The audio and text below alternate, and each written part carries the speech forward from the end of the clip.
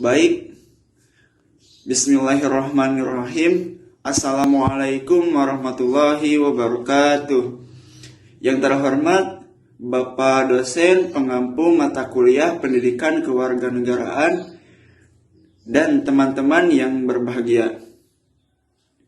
Puji dan syukur mari kita panjatkan kehadirat Allah Subhanahu wa Ta'ala, karena atas limpahan rahmat dan karunia-Nya kita diberikan kesehatan dan keselamatan sehingga kita bisa mengikuti tugas presentasi ini dalam keadaan sehat walafiat.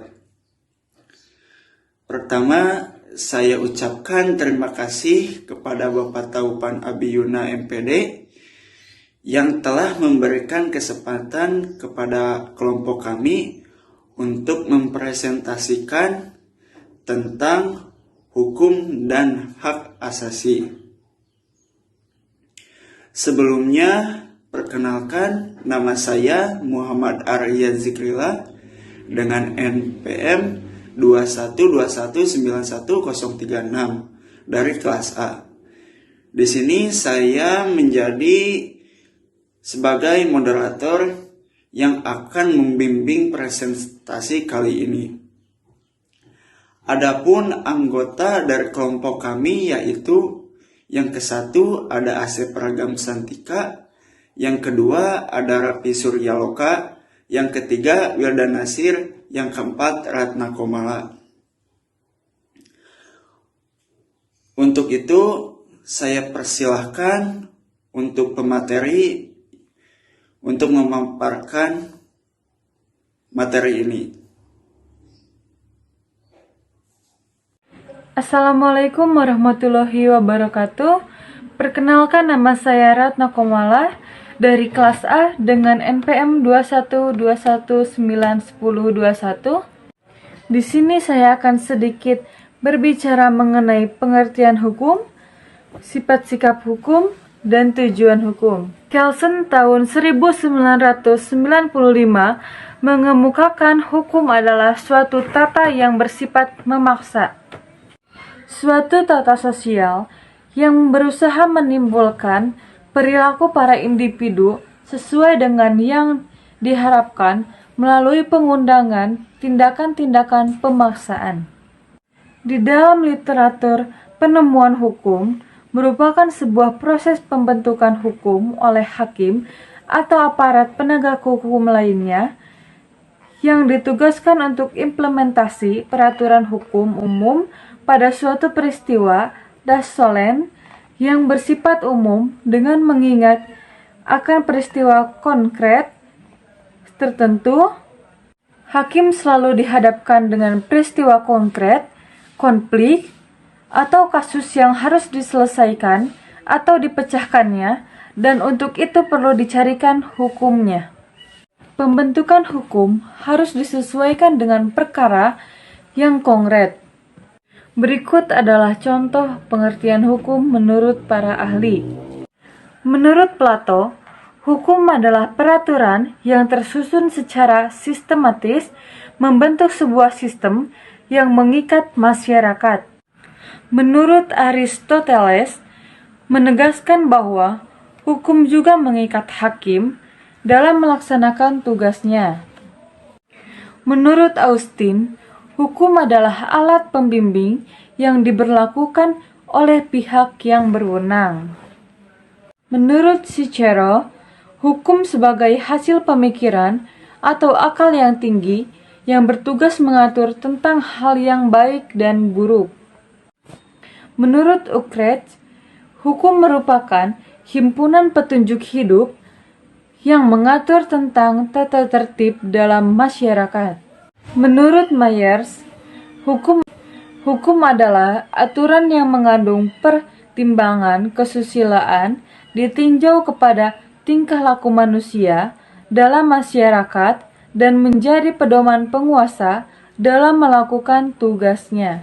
Menurut Immanuel Kant, hukum adalah keseluruhan syarat dengan kehendak dari orang satu dapat menyesuaikan dengan kehendak bebas dari orang lain. Menurut Van Aveldon, Hukum sebagai gejala sosial. Semua masyarakat mengenal hukum. Dengan demikian, hukum menjadi aspek agama, kesusilaan, adat istiadat, dan kebiasaan. Menurut M.H. Tirtamidjata, semua aturan yang wajib ditaati dalam pergaulan hidup. Adanya ancaman apabila melanggar, seseorang dapat menentukan mana yang baik dan mana yang buruk melalui hukum. Hukum sebagai petunjuk kehidupan akan mengatur perilaku manusia dan apabila dilanggar akan menimbulkan konsekuensi negatif berupa sanksi. Oleh karena itu, hukum menjadi aspek kebudayaan yang dikenal oleh masyarakat luas melalui agama, kesusilaan, adat istiadat, dan kebiasaan. Yang kedua ada sifat-sifat hukum. Hukum bersifat mengatur. Hukum sebagai peraturan dalam bentuk larangan maupun perintah berfungsi mengatur berbagai sikap manusia dalam kehidupan. Penerapan hukum bertujuan untuk menciptakan keteraturan, keamanan, dan kedamaian dalam hidup bersama. Hukum diciptakan untuk melindungi hak setiap orang dan menjaga keseimbangan antara berbagai kepentingan yang ada dalam kehidupan berbangsa dan bernegara. Hukum bersifat memaksa. Adanya sanksi bagi pelanggar peraturan-peraturan dalam pergaulan hidup yang menimbulkan bahwa hukum bersifat memaksa. Artinya, hukum memiliki kekuatan dan kewenangan untuk memaksa setiap orang mematuhi setiap peraturan. Hukum bersifat melindungi. Keharmonisan antara ketertiban dan keamanan perlu dijaga demi terciptanya perdamaian. Ketertiban dan keamanan merupakan pencerminan keterkaitan dan sikap disiplin yang tidak dapat dipisahkan. Yang ketiga ada tujuan hukum. Surjono Sukanto pada tahun 1993 mengemukakan bahwa norma atau kaidah hukum bertujuan mencapai kedamaian dalam hidup bersama. Kedamaian dapat tercapai dengan keharmonisan antara ketertiban dan kedamaian. Tujuan hukum yaitu suasana yang kondusif di dalam kehidupan berbangsa dan bernegara. Ketertiban merupakan sebuah cerminan, sebuah keterikatan, dan sikap disiplin. Untuk itu, ketertiban dan keamanan merupakan pencerminan dari konsep kebebasan, sehingga di dalam kehidupan bersama, kedua nilai tersebut berpasangan dan selalu harus diserasikan supaya tidak mengganggu masyarakat maupun pribadi-pribadi yang menjadi bagiannya. Tujuan hukum sebenarnya mempunyai sifat yang universal seperti ketertiban, ketentraman, kedamaian, kesejahteraan, dan kebahagiaan di segala aspek kehidupan. Penerapan asas kepastian hukum diperlukan untuk mewujudkan ketertiban, sedangkan keamanan akan terwujud apabila menerapkan asas persamaan hukum. Menurut Subekti SH, setiap orang memiliki hak untuk mendapatkan keadilan melalui kemampuan dan kecakapan masing-masing. Tujuan hukum pada dasarnya merupakan sebuah alat untuk memanusiakan manusia. Di dalam hukum terdapat teori-teori tujuan hukum. Menurut teori etis, hukum bertujuan menciptakan keadilan, sedangkan menurut teori utilitas, hukum bertujuan memberikan manfaat bagi semua orang. Apabila kedua teori ini digabungkan, hukum bertujuan memberikan keadilan demi tercapainya kehidupan yang tertib. Pada tahun 1993, mengemukakan bahwa norma atau kaidah hukum bertujuan mencapai kedamaian dalam hidup bersama. Kedamaian dapat tercapai dengan keharmonisan antara ketertiban dan kedamaian. Tujuan hukum yaitu suasana yang kondusif di dalam kehidupan berbangsa dan bernegara. Ketertiban merupakan sebuah cerminan, sebuah keterikatan, dan sikap disiplin. Untuk itu, ketertiban dan keamanan merupakan pencerminan dari konsep kebebasan, sehingga di dalam kehidupan bersama, kedua nilai tersebut berpasangan dan selalu harus diserasikan supaya tidak mengganggu masyarakat maupun pribadi-pribadi yang menjadi bagiannya. Tujuan hukum sebenarnya mempunyai sifat yang universal seperti ketertiban, ketentraman, kedamaian, kesejahteraan, dan kebahagiaan di segala aspek kehidupan. Penerapan asas kepastian hukum diperlukan untuk mewujudkan ketertiban, sedangkan keamanan akan terwujud apabila menerapkan asas persamaan hukum. Menurut Subekti SH, setiap orang memiliki hak untuk mendapatkan keadilan melalui kemampuan dan kecakapan masing-masing. Tujuan hukum pada dasarnya merupakan sebuah alat untuk memanusiakan manusia. Di dalam hukum, terdapat teori-teori tujuan hukum. Menurut teori etis, hukum bertujuan menciptakan keadilan, sedangkan menurut teori utilitas, hukum bertujuan memberikan manfaat bagi semua orang. Apabila kedua teori ini digabungkan, hukum bertujuan memberikan keadilan demi tercapainya kehidupan yang tertib. Dengan demikian, dapat disimpulkan bahwa hukum bertujuan mendatangkan kemakmuran bagi masyarakat, mengatur tata laku kehidupan masyarakat sebagai pedoman bertingkah laku, menjamin ketertiban dan keamanan sebagai wadah terwujudnya keadilan sosial, dan sebagai sarana penggerak pembangunan. Sekian dari saya. Semoga apa yang saya sampaikan dapat bermanfaat. Mohon maaf bila terdapat banyak kekurangan. Wabillahi taufiq wal hidayah. Wassalamualaikum warahmatullahi wabarakatuh. Assalamualaikum warahmatullahi wabarakatuh. Perkenalkan, nama saya Asep Rekam Santika, NPM 2121911022 dari kelas A. Teori-teori dalam hukum. Manusia adalah makhluk sosial atau jun-politikon. Pada dasarnya, manusia dilahirkan untuk hidup bermasyarakat dengan manusia yang lain. Analisisnya bahwa manusia saling membutuhkan dalam menjalankan atau mengarungi kehidupan.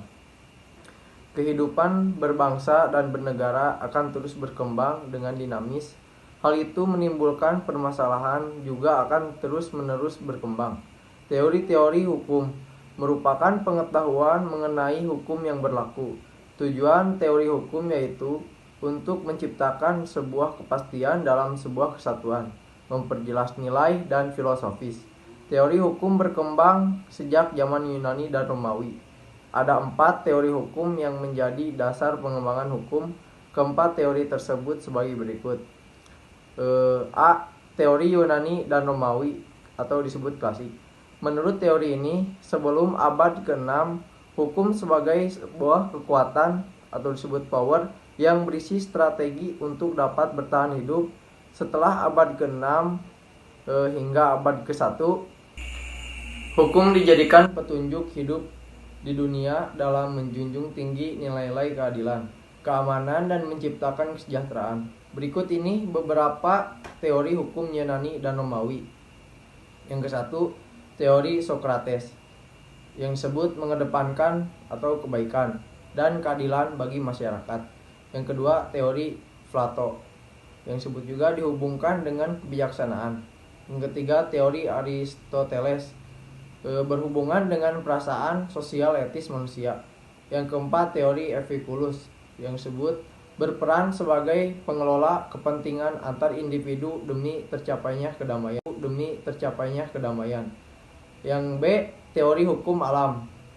Menurut teori ini, ada 2 jenis hukum yang berlaku, yaitu hukum yang ditetapkan oleh penguasa dan hukum yang lahir tanpa pengaruh pandangan manusia. Yang C, positivisme, dan utilitarianisme. Menurut teori ini, hukum adalah perintah yang harus dilakukan. Keputusan yang dihasilkan harus dideduksikan secara logis agar penghukuman dapat ditegakkan. Seorang pengikut positivisme diajukan berbagai arti dari positivisme sebagai berikut. Yang ke-1, hukum adalah perintah. 2. Analisis terhadap konsep-konsep hukum adalah usaha yang berharga untuk dilakukan. 3. Keputusan-keputusan dapat dideduksikan secara logis dari peraturan yang sudah ada terlebih dahulu. Yang keempat, penghukuman. Kelima, hukum. D. Teori hukum murni. Menurut teori ini, hukum bebas dari naluri, kekerasan, keinginan, dan sebagainya. Penyisipan ilmu politik, sosiologi, sejarah, dan pembicaraan tentang etika. Yang kelima, pergolongan hukum. Penggolongan hukum dapat dibedakan menjadi dua, yaitu hukum publik dan hukum privat. Hukum publik adalah hukum yang mengatur hubungan antar individu saat diperlukan, seperti hukum pidana. Sedangkan privat adalah hukum yang mengatur hubungan antar manusia dengan berintikan kepentingan perorangan, seperti hukum sivil, hukum perdata, dan hukum dagang. Baik, materi selanjutnya akan disampaikan oleh rekan saya. Assalamualaikum warahmatullahi wabarakatuh. Perkenalkan, nama saya Raffi Suryaloka dengan NPM 212191026. Macam-macam pembagian hukum. Di negara Indonesia terdapat 8 macam pembagian hukum yang terdapat pada peraturan perundang-undangan, yaitu sebagai berikut. Yang pertama, menurut sumbernya, ada undang-undang dalam pengertian secara luas, yaitu hukum yang berasal dari peraturan perundangan yang dibuat oleh Dewan Perwakilan Rakyat atau DPR dengan persetujuan Presiden. Yang kedua, ada kebiasaan atau hukum adat, merupakan perbuatan yang dilakukan oleh anggota masyarakat secara berulang-ulang. Yang ketiga, ada traktat atau perjanjian, yaitu hukum yang bersumber dari perjanjian yang dilakukan oleh dua negara atau lebih dalam bentuk tertentu. Yang keempat, ada jurisprudensi, yaitu keputusan pengadilan terdahulu yang sudah inkrah, dijadikan pedoman dalam mempertimbangkan atau memutuskan perkara yang sama. Yang kelima, ada doktrin, yaitu pendapat para ahli dalam memberikan pandangannya terhadap hukum tertentu. Yang kedua, menurut bentuknya. Menurut bentuknya ada hukum tertulis dan tidak tertulis. Hukum tertulis merupakan seluruh peraturan perundangan tertulis secara resmi dalam bentuk peraturan negara. Hukum tidak tertulis yaitu hukum yang lahir, tumbuh, dan dipelihara dalam masyarakat tertentu dan tidak dibentuk sesuai prosedur formal, namun ditaati oleh anggota masyarakat, seperti hukum kebiasaan atau hukum adat. Yang ketiga, ada menurut tempat berlakunya. Ada hukum nasional dan hukum internasional, hukum asing, dan hukum lokal. Hukum nasional yaitu hukum yang dibuat dan berlaku dalam suatu negara untuk mengatur urusan negara dan mengatur penduduk yang berdomisili di negara tersebut. Ada hukum internasional, yaitu hukum yang mengatur hubungan antara negara satu dengan yang lainnya dalam dunia internasional.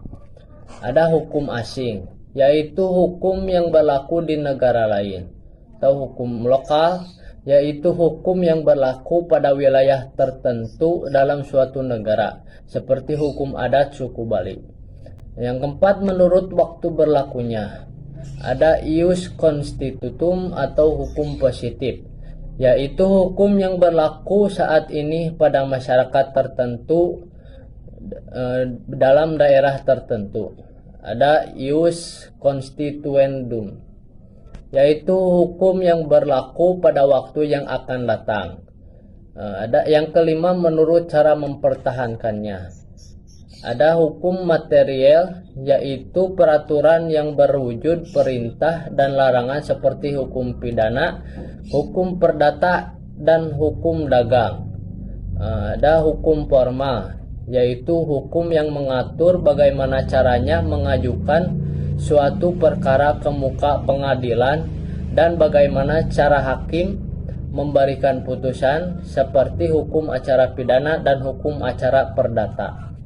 Ada yang keenam, menurut sifatnya. Ada hukum yang memaksa, yaitu hukum yang tidak dapat dikesampingkan, sehingga dalam pelaksanaannya harus ditaati oleh setiap manusia. Contohnya hukum pidana. Yang ada hukum yang mengatur, yaitu hukum yang dapat dikesampingkan apabila pihak-pihak yang bersangkutan telah membuat peraturan sendiri dalam bentuk perjanjian. Contohnya perjanjian jual beli. Yang ketujuh, ada menurut wujudnya.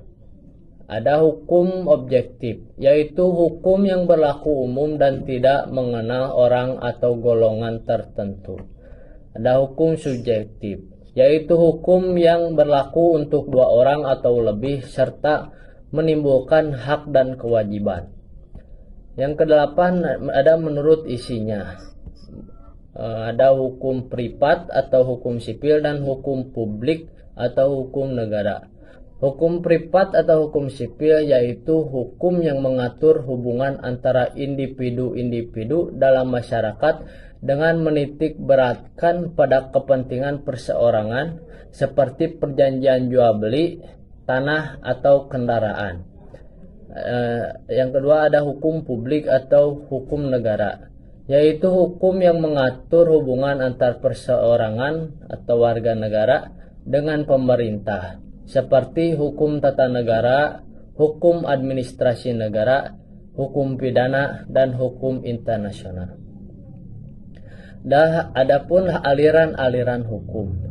Ada beberapa aliran hukum yang dalam praktik peradilan. Pertama, ada aliran legisme.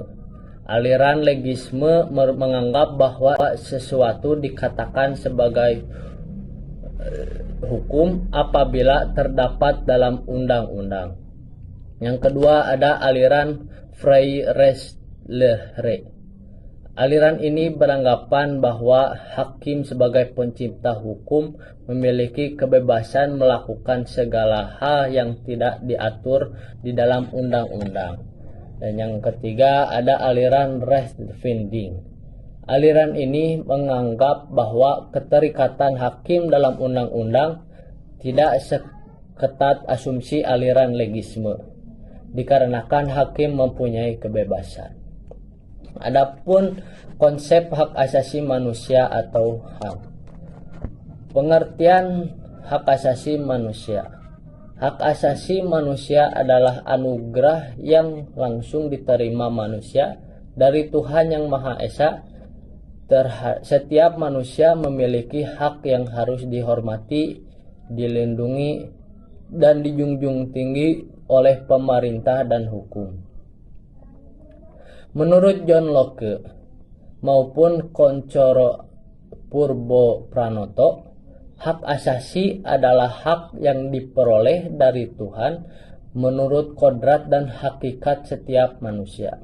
Sebab hak asasi bersifat suci. Berbeda dengan David Betham dan Kevin Boyle, menurut mereka hak asasi adalah kebebasan setiap individu untuk memenuhi kebutuhannya. Sedangkan menurut Maryam Budiarjo, hak asasi manusia atau HAM adalah hak yang dibawa manusia sejak lahir yang universal. Setiap orang memiliki hak yang sama tanpa membedakan bangsa, ras, agama, golongan, dan jenis kelamin. Dengan demikian, semua orang harus memperoleh kesempatan berkembang sesuai bakat dan cita-citanya. Terima kasih. Mohon maaf apabila ada kesalahan. Wassalamualaikum warahmatullahi wabarakatuh. Bismillahirrahmanirrahim. Assalamualaikum warahmatullahi wabarakatuh. Perkenalkan, nama saya Wildan Nasir, NPM 2121911042.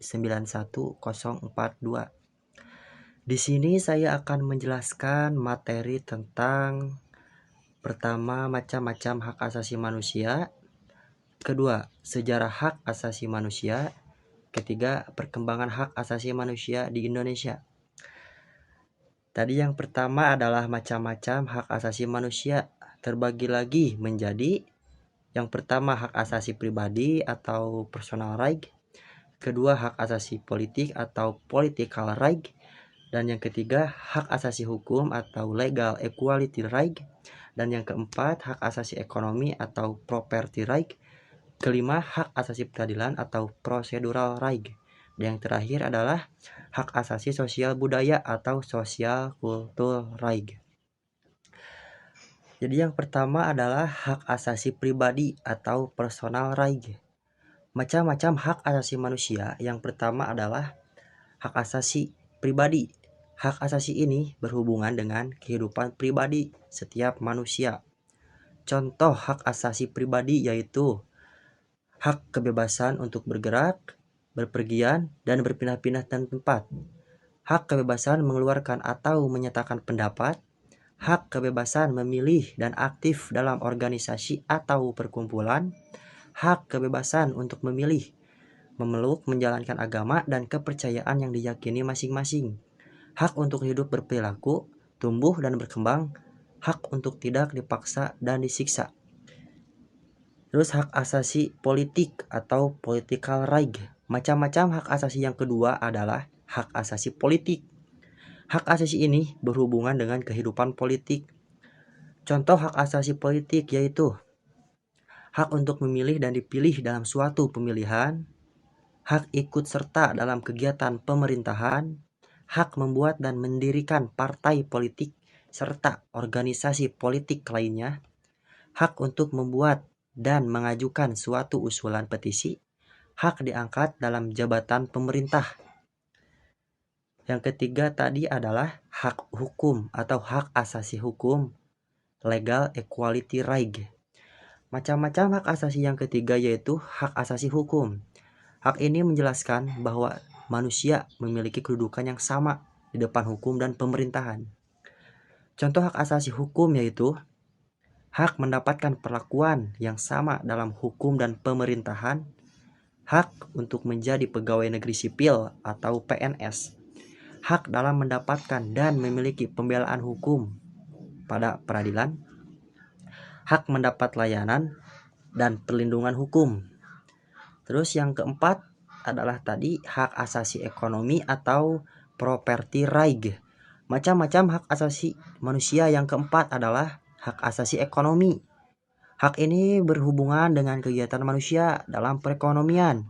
Contoh hak-hak asasi ekonomi yaitu hak kebebasan melakukan kegiatan transaksi jual beli, hak kebebasan mengadakan perjanjian kontrak, hak kebebasan menyelenggarakan sewa menyewa dan utang piutang, hak kebebasan untuk memiliki sesuatu, hak untuk menikmati SDA, hak untuk memperoleh kehidupan yang layak, hak untuk meningkatkan kualitas hidup, hak memiliki dan mendapatkan pekerjaan yang layak. Terus yang kelima adalah hak asasi peradilan atau procedural right. Macam-macam hak asasi manusia yang kelima yaitu hak asasi peradilan. Hak ini menunjukkan bahwa setiap manusia diperlakukan sama dengan tata cara pengadilan. Contoh hak-hak asasi peradilan yang perlakuan adil dalam hukum. Terus yang selanjutnya adalah hak asasi sosial budaya atau social cultural right. Macam-macam hak asasi manusia yang terakhir adalah hak asasi sosial budaya. Hak asasi ini berhubungan dengan kehidupan bermasyarakat. Contoh hak-hak asasi sosial budaya yaitu hak menentukan memilih dan mendapatkan pendidikan, hak mendapatkan pengajaran, hak untuk mengembangkan budaya yang sesuai dengan bakat dan minat, hak untuk mengembangkan hobi, hak untuk berkreasi. Yang terus hak untuk memperoleh jaminan sosial. Yang terakhir, hak untuk berkomunikasi. Terus materi yang kedua atau yang selanjutnya yaitu Sejarah hak asasi manusia. Tanggal 10 Desember 1948 adalah tonggak sejarah hak asasi manusia di dunia dengan disahkannya Universal Declaration of Human Rights atau HUDAR. Oleh karena itu, sudah sepatutnya Indonesia yang besar dan multikultural menjunjung tinggi hak asasi manusia.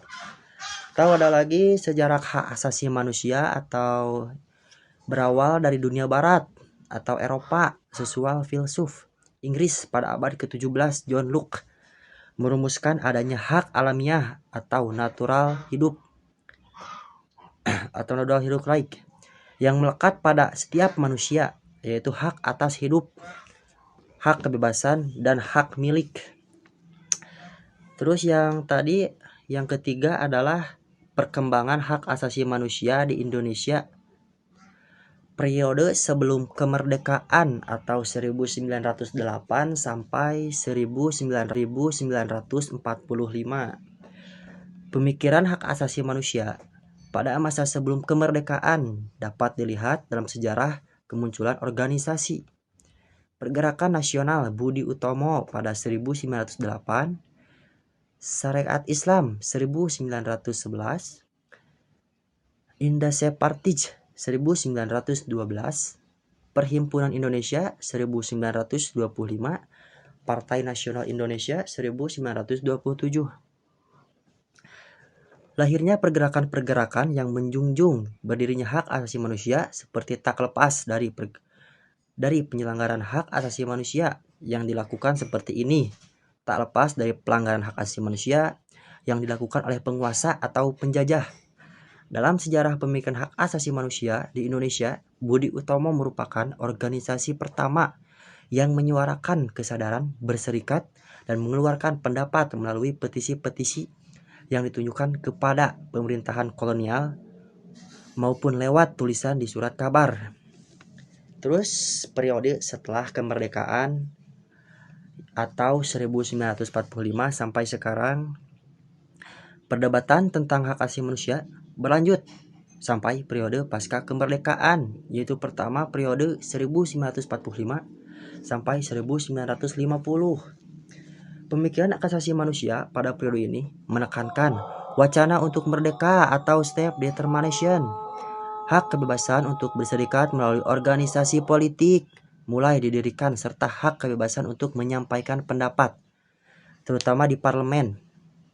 Dan periode kedua yaitu 1950 sampai 1959. Periode ini dikenal dengan periode parlementer menurut catatan Bagirmanan.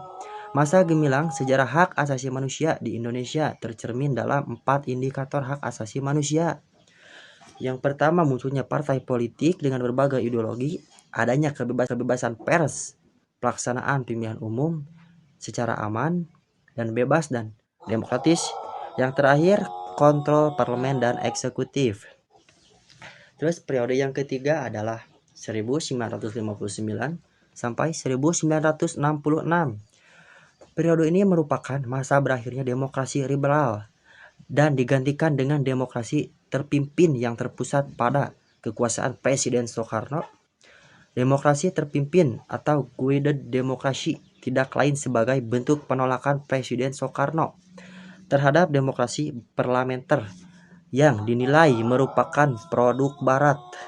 Melalui sistem demokrasi terpimpin, kekuasaan terpusat di tangan presiden. Presiden dapat mengontrol oleh parlemen. Sebaliknya, parlemen dikendalikan oleh presiden. Kekuasaan Presiden Soekarno bersifat absolut, bahkan dinobatkan sebagai presiden seumur hidup. Dan akhir pemerintahan Presiden Soekarno sekaligus sebagai awal era pemerintahan Orde Baru, yaitu masa pemerintahan Presiden Soeharto. Dan periode yang keempat adalah 1966 sampai 1998. Pada mulanya Orde Baru menjanjikan harapan-harapan baru bagi penegakan hak asasi manusia di Indonesia. Janji-janji Orde Baru tentang hak asasi manusia mengalami kemunduran pesat pada tahun 1970-an. Dari sidang MPRS, Orde Baru menolak hak asasi manusia dengan alasan hak asasi manusia demokrasi merupakan produk barat yang individualistik. yang militeristik, bertentangan dengan prinsip lokal Indonesia yang berprinsip gotong royong dan kekeluargaan. Terus yang kelima yaitu periode Pasca Baru. Tahun 1998 adalah era paling penting dalam sejarah perkembangan HAM di Indonesia atau hak asasi manusia di Indonesia. Setelah terbebas dari pasungan rezim Orde Baru yang merupakan awal datangnya pasungan rezim Orde Baru dan merupakan awal datangnya era demokrasi dan hak asasi manusia yang kala itu dipimpin oleh B.J. Habibie yang menjabat sebagai wakil presiden. Pada masa pemerintahan Habibie, misalnya perhatian pemerintahan terhadap pelaksanaan hak asasi manusia atau HAM, perkembangan yang sangat signifikan lahirnya TAP MPRL nomor XP11 atau MPR atau 1998 tentang hak asasi manusia merupakan salah satu indikator pemerintahan era reformasi. Komitmen pemerintahan juga ditunjukkan dengan pengesahan tentang salah satunya Undang-Undang Nomor 23 Tahun 2002 tentang Perlindungan Anak, pengesahan Undang-Undang Nomor 23 Tahun 2004 tentang penghapusan kekerasan dalam rumah tangga. Ya mungkin seperti itu materi yang bisa saya sampaikan tentang tadi. Pertama, macam-macam hak asasi manusia. Kedua, sejarah hak asasi manusia. Dan tadi yang terakhir adalah perkembangan hak asasi manusia di Indonesia. Kurang lebihnya saya minta maaf. Terima kasih. Assalamualaikum warahmatullahi wabarakatuh. Baik, terima kasih kepada pemateri yang telah memaparkan materi ini. Dapat saya simpulkan bahwa Indonesia sebagai negara hukum sangat menjunjung hak asasi manusia, dan Pancasila sebagai dasar negara dan landasan yang fundamental mengandung nilai-nilai bahwa negara-negara harus menjunjung tinggi harkat dan martabat manusia sebagai makhluk yang beradab dalam hidup bermasyarakat, berbangsa, dan bernegara. Pancasila sebagai dasar hukum Negara Kesatuan Republik Indonesia mengandung isi yang bermoral dan mengangkat martabat rakyat Indonesia dengan tidak melihat ras, suku, dan agama. Dengan memandang secara rata dan mengedepankan hak asasi manusia dalam ketuhanan yang Maha Esa, kemanusiaan yang adil dan beradab, Kesatuan Indonesia, kerakyatan yang dipimpin oleh hikmat kebijaksanaan dalam permusyawaratan perwakilan, dan keadilan sosial bagi seluruh rakyat Indonesia. Prinsip HAM dilandasi oleh sistem nilai universal dalam Pancasila, yaitu nilai religius atau ketuhanan, nilai kemanusiaan, nilai persatuan, nilai kerakyatan, dan nilai keadilan yang dijabarkan melalui nilai yang terkandung dalam Pancasila itu sendiri. Adapun nilai-nilai tersebut diantaranya nilai ideal, nilai instrumental, dan nilai praksis. Sekian dari kelompok kami, mohon maaf apabila ada salah kata atau makna. Saya ucapkan terima kasih banyak. Wabillahi taufiq wal hidayah. Wassalamualaikum warahmatullahi wabarakatuh.